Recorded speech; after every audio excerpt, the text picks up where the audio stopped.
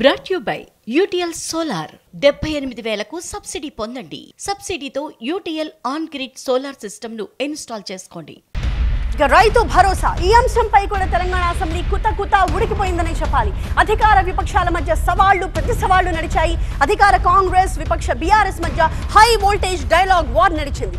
శాసనసభ వేదికగా కేటీఆర్ సంధించిన ప్రశ్నలకు అంతే ధీటుగా సమాధానం ఇచ్చారు మంత్రి తుమ్మల నాగేశ్వరరావు.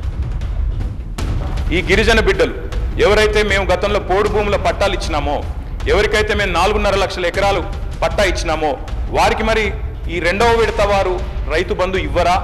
మరి పత్తి రైతుకు 45 లక్షల ఎకరాల్లో సాగు చేసే పత్తి రైతుకు ఒకటే పంటకి ఇస్తామన్నట్టుగా ఉన్నది. ఈ విషయంలో కూడా వారు మా సందేహం నివృత్తి చేయాలి. ఒకటే పంటకి ఇస్తారా, 2 పంటలకు ఇస్తారా? కంది కూడా సేమ్ అధ్యక్ష. మేమేమీ చెప్పలేదు. గత ప్రభుత్వంలో జరిగినటువంటి విధి విధానాలు మేము ముందుంచాము. మీరు ఏది చెబితే దాన్ని అమలు చేయాలనే ఆలోచన తప్పితే ఆ పంటకి ఎంత ఇస్తారా, దీనికి ఎంత ఇస్తారు అనేది మేము నిర్ణయమే చేయలేదు. మీ సూచనల తర్వాతనే నిర్ణయించబడుద్ది. ఏం చేయాలో, ఎట్లా చేయాలో, పత్తికి ఏం చేయాలో, చెరుకు ఏం చేయాలో మీరు చెప్పండి.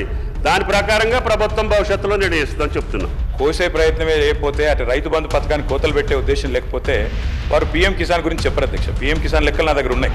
పీఎం కిసానే ప్రామాణికంగా తీసుకుంటే అధ్యక్ష దాదాపు 25% మంది రైతులకే వస్తుంది. ఇవ్వమంటారా, వద్దంటారా, మీ ఇష్టం అంటున్నా. మేము అది కోత ఇస్తాము, కోతలు విధిస్తామని మేము అందుట్లో చెప్పామా? యథాతథంగా ఉన్నట్టు ఇస్తాం, మేము కోతలు పెట్టాము అనుకుంటే చర్చ ఎందుకు ఇంకా? Brought you by UTL solar 78,000కు సబ్సిడీ పొందండి. సబ్సిడీతో UTL on grid solar system ను ఇన్స్టాల్ చేసుకోండి.